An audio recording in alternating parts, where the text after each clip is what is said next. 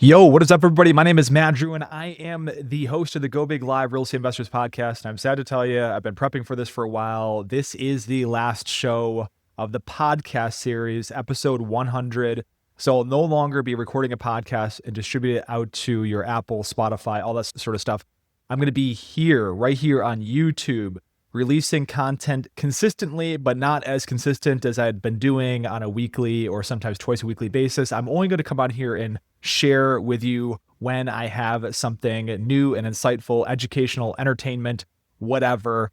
So in this show, we're going to cover deal flow. Now, don't get it twisted, folks. The banking relationship infrastructure, the OPM infrastructure, your clarity on what type of asset you're going to pursue, all that stuff comes first. So if you haven't listened to those episodes, make sure go to YouTube, listen back on those ones, and implement those actionable tips and game plan that I articulated in those shows. Because if you try to go after the deal first, I'm going to tell you right now, you are going to be up Schitt's Creek without a paddle. The deal can come at any point in time, land in your lap. All the other stuff takes time. This is relationship value and infrastructure you have to build first before you get into making offers on properties. Because if you do not take those steps to build out that infrastructure and you start making offers on properties, you will get one under contract. It may or may not be a deal, but you're not going to be able to put the deal together and you're going to burn a bunch of credibility in the process. So, deal flow. If you're still looking on LoopNet and Crexy for deals, you are shopping in the trash bin for commercial income property, okay? Here's the biggest myth, right? As a residential real estate agent, this is when I started my career back in 2006. I've been a real estate investor for 19 years. When I got a listing agreement signed, I would put that thing in the MLS, I'd blast it out to everybody, and the whole world would see it, right? That was my job, was to get as much marketing exposure as humanly possible. Brokers, commercial brokers do not operate that way. Contrary to popular belief, brokers don't actually do a lot of sales. They don't do a high volume of sales. Most of their income is made up through leasing commissions. They may do 3 to 4 sales per year. So they actually very obsessive over the control of the outcome of the transaction. Okay. So they're risk adverse in who they get deals under contract with, because with residential, if you get a deal under contract and it falls through, for instance, the buyer can't get their financing or whatever, then you can usually find a buyer for that property. If a deal falls out of contract with a buyer from who knows the hell where, and the broker doesn't know that buyer, doesn't know their reputation or their ability to perform, and that deal goes sideways, that could be 20 to 25% of their income lost, vanished for the entire year. Okay. So in this episode, my core promise is that I'm going to help you learn how to get on commercial brokers A, B, and C list and get access to real off-market deal flow. Now, this takes some time. All right. This is not going to happen overnight. If you contact a bunch of brokers out there and say, hey, do you have any off-market deals coming up? You have not put the steps in that I'm going to detail in this episode on what you need to do to actually get on those lists, for instance, okay? So I'm going to show you a method to stand out with brokers, okay? Another one, I'm also going to highlight the 3 or 4 different questions to not ask a broker, which a lot of noobs ask that actually ends up burning their credibility and destroying their credibility before they even get started. And then you're going to learn how one of my clients actually added $1.8 million to his net worth through using this strategy I'm going to detail in this episode alone. And also a couple of tricks that I've used and I teach my clients to use that primes their off-market deal flow. And once they get that freight train going, it is very difficult to stop. This is the reason and why I believe in the law of the first deal is the hardest, may actually pay you the least of the amount of deals you do in your track record going forward. But once you get that freight train going, that second, third, fourth, and fifth deal happens in rapid succession. And that's the reason why you want to put in the work right now to build out that OPM or other people's money infrastructure, and also the banking and lending relationships and all the knowledge you need to know so you can actually be decisive and pull the trigger when the time comes. Okay, so I'm going to detail the BAND method. Okay, this stands for broker alignment, asset clarity, network leverage, and deal visibility. All right, so let's start with broker alignment. And like I detailed you before, think like a broker, risk management and time efficiency.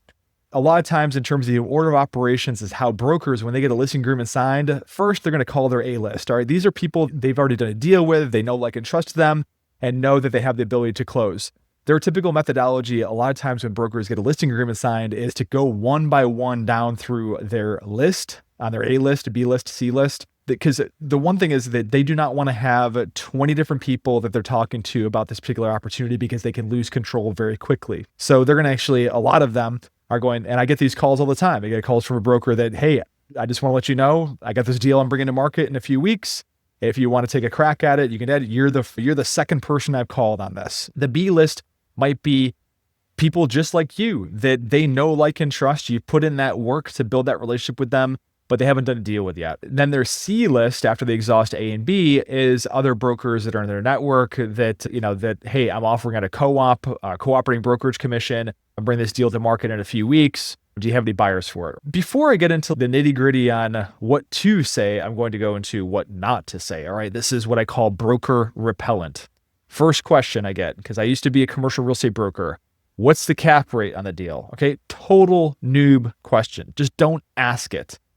Cap rate is very relative.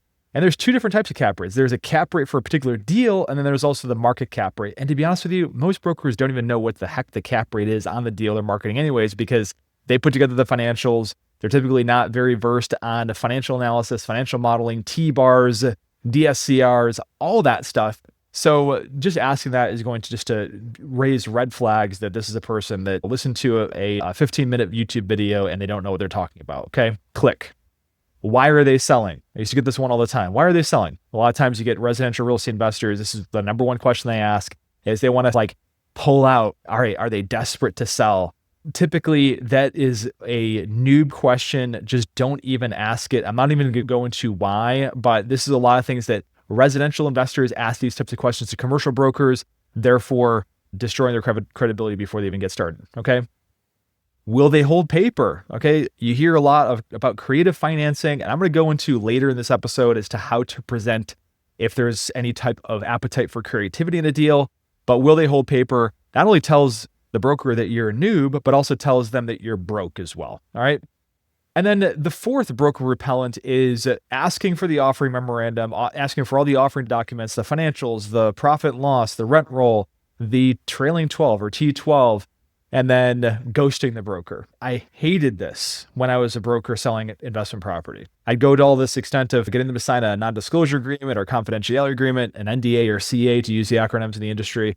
And then the buyer would just basically get the information. I had no idea what the hell happened to them, whether they got hit by a bus or whatever. We used to call them Casper the ghosts, right? Or Caspers. So here are some questions to start off the conversation when you're finding an opportunity, let's say on Crexi or LoopNet. I'm going to go into further detail later on as to how you can use these tools. They're probably not going to be the avenue of finding deals, but they can at least allow you to identify possible brokers that specialize in the type of asset class you want to do. So number one question, what's the story on the deal? When you ask this question to a broker, they will know exactly what you mean when you ask this, right? And they're going to give you all of the information you're probably looking for without asking these noob questions that I told you not to ask. They're going to tell you when they bought the property, when the seller bought the property, what they did to it, what they're looking to transition into out of this asset, even some possible motivations. So this is something that the broker actually rehearses and prepares when they talk to possible buyers on a deal, okay? And they can even actually inform you as to maybe there might be some appetite for creativity on that, but more on that later. Secondly, you're going to see a lot when you're going on either getting emailed off-market opportunities by brokers or going to Crexi and LoopNet, properties without a price, okay? And I ask this question whether there's a price or not. I always ask the broker, what's the pricing guidance? And even if it has a price, for instance, a lot of the brokers will say, we listed it pretty aggressively at 2.5, but between you, me, and a fence post, I think the seller would entertain an offer anywhere with a 2 in front of it, okay? Just allowing this open-ended question to really open up the dialogue and get further intel on the actual deal itself, okay? So do this instead. Be decisive, clear, and responsive. So when the broker gives you their offering materials over, underwrite the deal, okay? Figure out whether it works or not, whether it's your cup of tea, and then give them feedback, even with the actual analysis you did on the property and what your objectives are.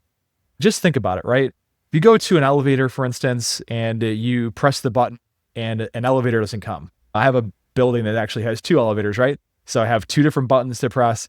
I'm always going to press the one that I know has quicker response. This is a way systematically over time to get further and further up on that list, right? Because if a broker contacts you or sends you information and you quickly provide response and feedback to them, then they're more apt to keep you top of mind because you're not going to ghost them. You're going to be quick and decisive in getting back to them. And then also just give feedback on passes. Tell them exactly why the deal doesn't work, whether it's location, whether it's the property type, whether it's the unit size. It might be too small. A lot of clients of mine, they get deals sent by brokers that are just too small, okay? And then when you do actually get a property under contract, then please follow through on it. No retrading. A lot of people that are in this industry, they just want to get a property locked up, get the seller pregnant, so to speak. And then with the idea that, all right, I'm going to go through due diligence. I'm just going to retrade them at some point in time. That may win you one deal, okay? Might. But that broker is going to remember that, right? A lot of times when a broker brings a buyer and gets a deal under contract, that broker really needs to vouch for you as the buyer. If you get the reputation as a retrader, then you are going to significantly hinder yourself when you're looking to scale, because your first larger deal is not going to be the end all be all, right? You're not going to be buying one deal and then retiring and sipping Mai Tais on a beach someplace, okay? This is going to take several deals within which to achieve your big, hairy financial goals. So A, asset clarity. So being clear on what you're looking for. No vague buy boxes. I buy anything, anywhere, at any point in time. That is completely forgettable. That's too vacuous for somebody to actually remember. So be hyper-specific and don't be afraid to be hyper-specific. I buy 10 to 30 unit pitched roof brick apartment buildings in the South Wedge neighborhood. Now, I've covered this before, but I want to harp on it again. You may think that if I'm too specific, then I'm going to pigeonhole myself into a particular asset class. And if something doesn't meet that asset class or that very strict criteria, I'm not going to get anything. You're going to get more deals out of it. I'm going to go into an example in a little bit as to how one of my clients, Rob Jones, was very specific. He wanted medical office buildings on the east side of the city of Rochester, medical office building between 10 to 30,000 square feet. And he had this rehearsed. When anybody asked him what he was looking for, he had this recited over and over again. After doing this for 6 months, he got a call from an investor and said, hey, listen, there's a deal that's on the west side. It's not technically a medical office building, but it's a pseudo medical office building. It has wellness businesses, therapists, acupuncturists, all that stuff. So just because you are hyper specific on your criteria, this is what activates the reticular activation system in people's minds when you're hyper specific, so that they can think of you when they have off-market deals, whether this is other investors or real estate brokers. All right, so these are the 4 things you're going to want to communicate to the actual broker or other investors that are in your network, right? Price range. And all these things that I'm going to list here, these 4 things are going to want to be in alignment with reality in whatever market you are targeting, okay? So these are going to be price range. What cap rate you're looking to target in terms of entry cap rate. This should be in alignment in terms of range with the market. So if you're looking in the desirable area of Brooklyn and you're telling brokers and investors you're looking for an 8 cap deal, they're going to look at you like you have 3 heads and they're going to discount you as a noob and you don't know what you're talking about. All right, so cap rate, asset class, being very specific about the asset class. It's okay if you're targeting mixed use properties, I'm looking for apartments. Unit size, square footage range. Remember, being specific in these details is not going to shoot yourself in the foot. The answer that drives me absolutely nuts is I'm looking for nothing's too big, all right? Nothing's too small. Remember, don't be vague on these things. Financing ready. And this is the great thing about working with a local community bank or having a relationship with a few different community banks is that when you can reference that, hey, yeah, I've been talking to Jason Tonkery at Canandaigua National Bank. I've been talking to Alan Tomedy at Family First Federal Credit Union. I've been talking to Michael Sternick at ESL, for instance. Whatever community you're investing in, you're in a small community. If you're in a secondary, tertiary market, these brokers are generally going to know who these people are.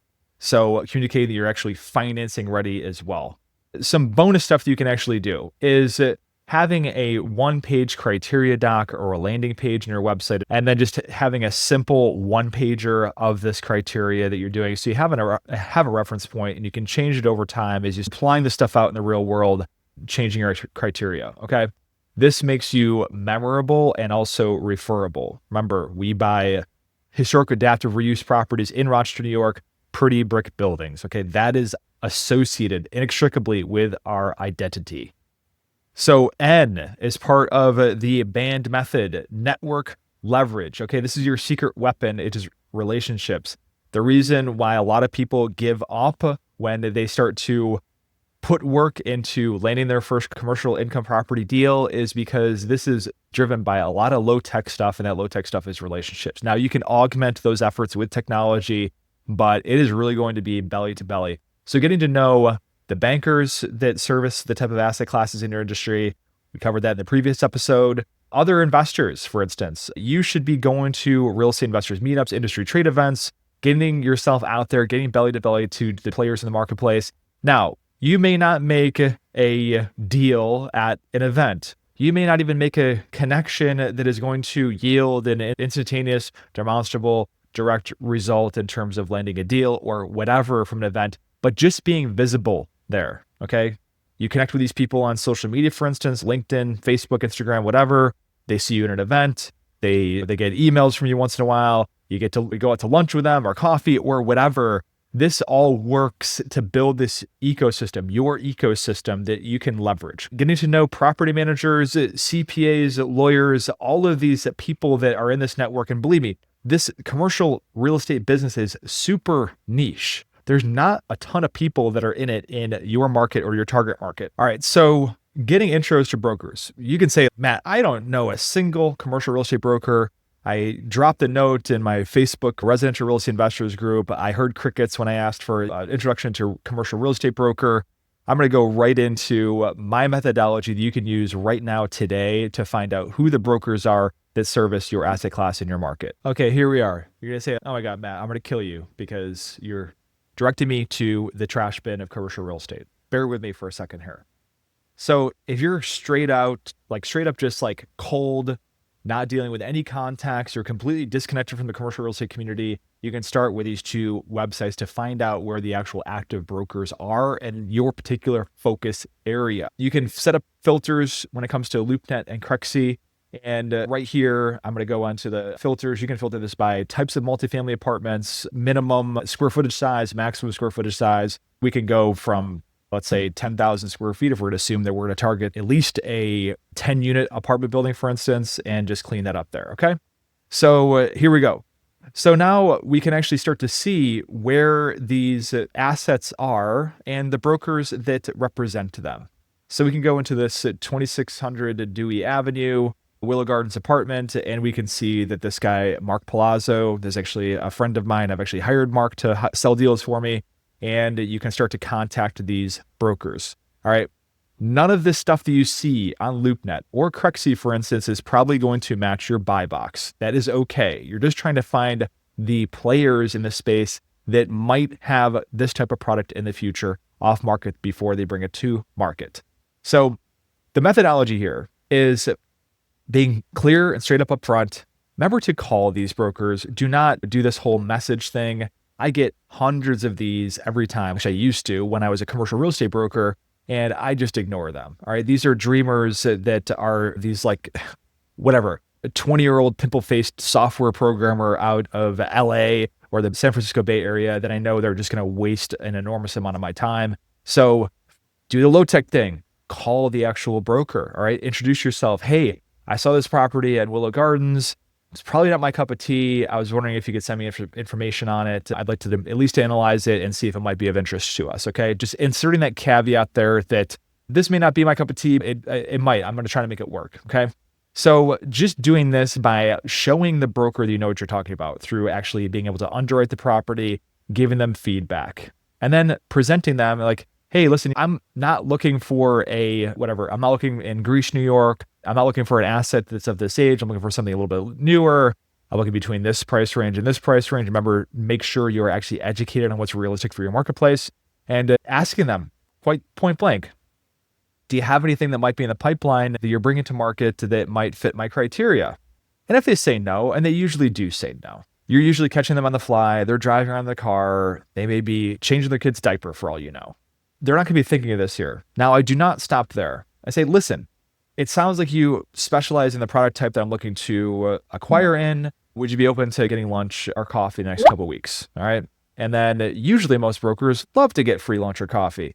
And being able to set up a face-to-face, belly-to-belly meeting with them and just filling out your calendar. And let's take a look here. We have a ton of product here. We have 26 results that's right here, all right? Just in this metro alone. This is the city of Rochester. This is not even the greater Rochester area. We can go down in here and go line by line and just fill up your calendar with these broker contacts. Now, one thing that you're going to want to be aware of is that some brokers cooperate and some don't. Myself, as a commercial real estate broker, I never wanted to represent buyers. And I would even skip out on commission by representing buyers because I just didn't want to deal with it. I didn't like having those 2 layers of communication. So if it wasn't my listing, then I wasn't going to be involved with the transaction because I had that control. So there's 2 kind of different breeds of brokers. But one thing that I would never do is that you may have a broker that will ask you to sign an exclusive buyer's representation agreement. And I never sign those, okay? This will lock you up for 6 months to a year. And whatever you buy, whether it's direct to seller from another investor, through this broker or another broker that may not be offering a co-op, this broker is entitled to compensation. You may have brokers that are adamant about this. I would just say pass on it because one thing I can definitely say is that no broker is going to do the same amount of work on your own behalf that you will do for yourself. So you do not want to go out there, be busting your butt, networking with other investors, other brokers, walking properties, and being tied into a broker that really isn't doing anything for you besides sending you stuff off of LoopNet and Crexy, for instance, or the MLS, and then you end up having to compensate them for that. I wouldn't expect that as a commercial real estate broker. I never did. So you don't have to expect it for yourself. So just using this methodology here, and this is going to take you some time. And these initial meetings are not going to be the end all be all. This is the start of a relationship. And relationships take time and relationships move at the speed of trust. So just using this, filling up your calendar, this is how you can actually start to build a network of brokers, clearly communicating to them your asset clarity, for instance, your broker alignment. And so you can start to build that and scale it over time. Okay, so now that you have put the work in getting to meet face-to-face all the brokers that specialize in even loosely across the asset classes that you're going to be focused on in your target area or areas, here's where the additional follow-up work goes into. So after the intros, you're going to go to real estate investor events, industry trade association events, anything you could possibly do to be seen in that marketplace. Now, this is a slow burn. This takes several years of implementation, but if you're looking to scale exponentially, what is going to make your job much easier is doing this work up front. Because if you just start showing up when you actually need connections and referrals and all that sort of thing, it's going to be too late. So here's how to stay top of mind. Just one meeting with a broker is not going to change anything. Just one mention to a fellow investor in terms of the asset class you're looking for is not going to be enough. So you're going to want to stay top of mind. And these are the 3 things that I do to do that. All right. Whenever I'm driving around or when I time block for myself each week, couple hours a week is just my reach outs, right? And these are just best friend conversations. And I start a phone call with this. Hey, I thought about you the other day, right? Did I actually think about you? Maybe I didn't. But these are the beautiful words that people hear that tell them that, oh, somebody was thinking about me. Matt was thinking about me. I am seen, all right? I matter. And then I just open up with, hey, I just looked in the Rochester Business Journal. I saw that hotel traded for $1.3 million the other day. Isn't that crazy? Just this talking shop about what's going on in your marketplace. This is the reason why I subscribe to local trade journals and I stay really plugged in on what's going on in the market, spilling the tea, for instance, because you can actually add value through that. And I always approach a conversation through wanting to add value. For instance, there's a property owner that I've been looking actually to buy property from for quite some time. I saw that his zoning variance approval application got denied for a tenant for a coffee shop he was trying to place in one of his spaces. I happened to have a meeting with some city council members and some city officials talking about the zoning alignment project in Rochester, wanted to get his opinions of that, why that failed, how we can make our zoning policy better and more effective in the city to create vibrant city neighborhoods, and so on and so forth. So all these things that you can think about is like, how can I actually add value to this person through either spilling the tea, some sort of market intelligence, any of that type of stuff. Or I just found this new tool the other day that was super helpful, whatever it may be. So that market commentary, sending comps over to them. What do you think? Any of that sort of like best friends conversation with, if you have common interests you've identified in that first initial meeting, just building upon that. This broker, you and him may have a passion for breeding snakes. I don't care. There's some sort of common ground that you can actually find with that initial conversation and just build upon that over time. And then this is the thing, is the reason why you want to do this, even though you might think this, oh my gosh, this is fruitless, like they don't have deals, I'm calling them, I'm not getting anything out of this, is that you do not let brokers forget about you. I have a funny story that happened just recently. I had a client bring an off-market opportunity to me, all right, in Rochester, New York. This deal was exactly the type of deal we would buy as a company. And also, it happened to be with a broker I've actually bought deals from. I didn't do a good enough job at staying top of mind with that broker for them to send me the deal first, right? And I don't have any resentments around that. My client's going to get a fantastic opportunity out of it, but it just goes to show that you cannot just sleep on this and not talk to somebody for months at a time and then expect that they're going to think of you. Life happens. Business owners, especially self-employed individuals such as real estate brokers, are very disorganized. They don't have some sort of super fancy artificial intelligence, automated customer relationship management system. They're really just flying by the seat of their pants, just exactly like I did as a broker myself. So D, the last part of the band method, is deal visibility. Okay, the goal of this whole thing is to see deals before the entire world does. Now, you may not be the first phone call, but even being the second, third, fourth, or fifth is just absolutely fine, because there's other buyers out there that buy stuff exactly the way, what you want to do, but aren't always buying. They may be tied up in other projects. Right now, we're tied up in a $25 million redevelopment project in downtown Rochester. We are not looking for deals, more deals that are heavy value add redevelopment deals. We may be buying some stabilized value add properties, but just know that the other quote unquote competition in your marketplace is not always going to be in buying mode. The way to make it to the A list, right? It takes time. Those are the trusted buyers who close. With you never having closed a commercial income property, it's going to take you closing a deal first in order to get on brokers' A list. So, geez, all right, this newcomer, this young buck is a closer, okay? That is a badge of honor. And this is the reason why my whole program that I work with clients on is how to land that first larger deal in the most seamless way possible. So they get to be known as a professional A player that closes deals. The B list, like I said, is promising newbies or referrals. Referrals cannot be overstated as a source. Remember, contacting brokers out of the cold off of Crexi and LoopNet is not the most ideal channel for this, right? All that work that you put into actually with networking with other investors and also bankers, for instance, if you ask your banker or your potential banker, hey, I'm looking to buy this type of deal, X, Y, and Z, which brokers do you know that are active in this space? And then asking for a warm introduction to that person. Referrals are gold, because yet relationship tension is greatly diminished when you actually have that.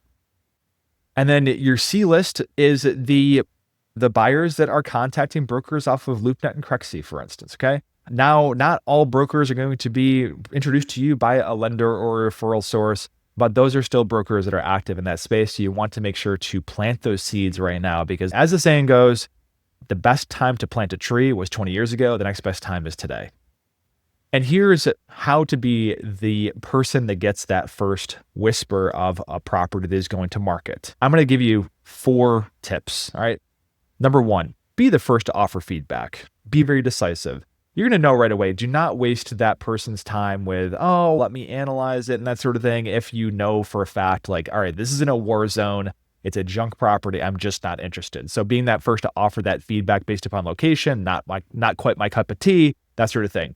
And then 2 is performing on smaller deals to earn bigger ones. Now, the title of my show is Go Bigger, for instance, or Go Big. Your first bigger deal is not going to be a $100 million, 1,000-unit apartment complex.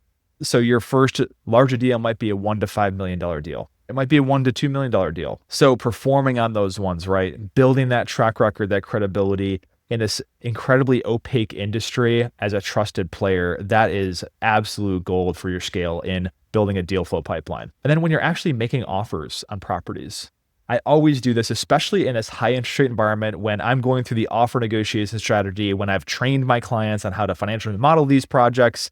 They put it in our shared drive. We hop on a one-on-one. I shoot holes in their analysis, and then we talk about a offer negotiation strategy. In a high interest rate environment, this is absolutely essential to getting deals done because your cash offer, which is you getting bank financing and the seller gets a big pot of cash, with interest rates in the mid sevens, may not always get a response from the seller. However, if you can creatively structure a couple other solutions that might solve the seller's problem, for instance, with wanting to dispose of this asset, but also getting them their price on your terms, you can offer two other different types of variables with that offer. So we always talk about cash offer. That's the lowest offer that we're going to have. A second offer might be, hey, I'm going to get most of your cash, right? $2 million asking price, I'll give it to you. You're going to get $1.5 million in cash at closing. And then I need you to hold a $200,000 mortgage or a $300,000 mortgage at 0% interest for 5 years, no payments until I can actually execute a value add strategy on this property. Okay. And then the third offer might be at an even slightly higher price that is 100% seller financed. Okay. Now, this seller might not have the equity to do so. I always propose it. The reason why the second seller carryback is actually great is because that seller can satisfy the mortgage they currently have strapped to that property and then get some cash and then also have a predictable stream of income afterwards, or they can get a windfall chunk of cash after you refinance the property upon executing that value add strategy. Now, that being said, is that seller finance terms are typically shorter term than you would get with bank financing. Bank financing with the community banks is typically going to be a 10-year term. Most sellers are not willing to do a 10-year term. So generally the deals my clients close on is that we're looking for deals that we can actually rapidly increase the value in less than 5 years, be able to refinance the property, pay all of our investors back, and also any seller carry in the process. So that offer optionality, for instance, is really what is working in this current environment. Because one thing is that when you submit one offer, it's take it or leave it. But if you offer 2 to 3 different types of scenarios, then you start getting the creative juices flowing in the seller's mind and being like, okay, none of these actually work at face value. I like parts of this one and I like parts of this one. You have a higher probability of actually getting a response from the seller. Now, one caveat with this is that if you're in like steep competition with 10 other buyers, this even happens in off-market deal space, you may not be able to be as creative, for instance. So if a property, the pricing guidance on it is a smoking hot deal, right? Just put your best foot forward. And if the seller's desire is to get cash at closing, then make sure to lead with that. You can always, after going to contract and getting the property locked up, so to speak, you can always propose some creative solutions after that during due diligence. Because now we're protected by contract on the property and we can say, hey, listen, we have a term sheet, we have solid financing lined up, but how about we do this, right? We'll bump the price up a little bit and you take back a small seller carry on the property. So that's one method that I've used. And it's actually worked in the past too, because sometimes the seller doesn't even talk to their CPA before they make the decision to list a property for sale. And then when we come in and say, hey, listen, if you want to defer your capital gains taxes, here's a solution that we can provide. This is a property, this is what we plan on doing to it. We can get you paid your cash or whatever cash you want in less than 5 years. Talk to your CPA about it and see if that might make sense to defer your capital gains tax. Okay. So that's something you can do in a slick trick that you can use in a competitive offer scenario. And then on making offers, for instance, using market intelligence to bring value to the broker, right? If you're doing your job and putting the work in effectively with talking to multiple brokers, making offers on deals, talking to investors, you can actually put yourself in a position to be of value to other brokers and actually know more market intelligence than actually brokers do. So this can actually bring a lot of value to those brokers. I've even on deals that I found that were off market through other investors or through my own direct to seller prospecting, which we're not covering in this because I'm usually working on focusing with clients that are busy professionals, either own a business or work a full-time job. Cold calling, prospecting direct to seller for commercial income property deals takes a very long time. And here you are. Like I said before, you have hundreds of people in a given region that are dedicated and that make a sole living off of making transactions happening. So leveraging that, for instance. But leads that I get from other investors on off-market owners, for instance, and I'll tip it off to the broker if it's not my cup of tea. All right. Hey, I looked at this 10-unit deal, not quite the location. it's an off-market deal. Do you might have a client for it so I can refer you, for instance? So next, we're actually go into a specific case study of how a client of mine, Brian, and I have actually his case study on my YouTube channel, the full thing on how he won a 56 unit deal using all of this methodology that I laid out for you just now and brought it to its glorious conclusion. And this deal ended up adding $1.5 million to his net worth and about $200,000 a year in solid cash flow. So you're not going to want to miss that. I onboarded a client. His name is Brian about 3 years ago when I actually originally launched this program. And he was a typical tired multifamily investor. He had a scattered site portfolio of 2 to 3 unit properties across the city. And he was just sick of the maintenance headaches, having that many roofs and exterior walls and all that stuff. The reason why we decided to go into bigger deals anyways. And so I trained him up on all of this methodology I laid out for you. What he did is he went out there and did the same thing. All right. He found a broker, built a relationship with them, had lunch with them, kept in touch with them, adding value to them, seeing them at industry trade association events, making posts, relevant posts about market and financial markets and all that stuff on LinkedIn. And then finally, this broker, Adam, called Brian up and said, hey, listen, I have an off-market deal. It's a 56 unit deal. I'm bringing to market in about a month. And it's in the area you're focusing on, right? Remember being that very specific. And I thought you might be interested. So he sent over the offering materials to him. Brian asked the pricing guidance. It was $5.4 million worth of pricing guidance. And on a 56 unit deal, older product like this was charming, but older product, Brian was like, oh my God, this thing is just way overpriced. And I was like, Brian, is it in a location you like? Yes. Is it a deal size you'd be interested in? Yes. Is it something you could feasibly raise the funds for and take down? Yes. Okay. You want to make an offer. Let's underwrite it together. So we did that, went through all the permutations of different types of value add strategies on this property, from reducing expenses due to the abnormally high utility costs, because this is a shared utility building. And we got the story on the property. We knew the owner was doing historic tax credit projects. This stuff was like passé, old news for them. They were focused on redevelopment projects, so that didn't align with their business model anymore. And so we knew that there was an amount of motivation with the seller on this deal. So we ended up underwriting it. We like, Brian, $3.2 million is a deal, right? And propose it with a little bit of seller financing. I think he got about $100,000, or he was asking for about $100,000 to $200,000 in seller financing, which allowed him to blend his cost of capital down, being though it was a higher interest rate environment. And then also being able to bring less money to the closing table too. Brian was scared as hell to make this offer. There was almost a $2 million difference from what the seller's expectation was. And I had to coach him through it. I was like, listen, you're not going to hurt anybody's feelings.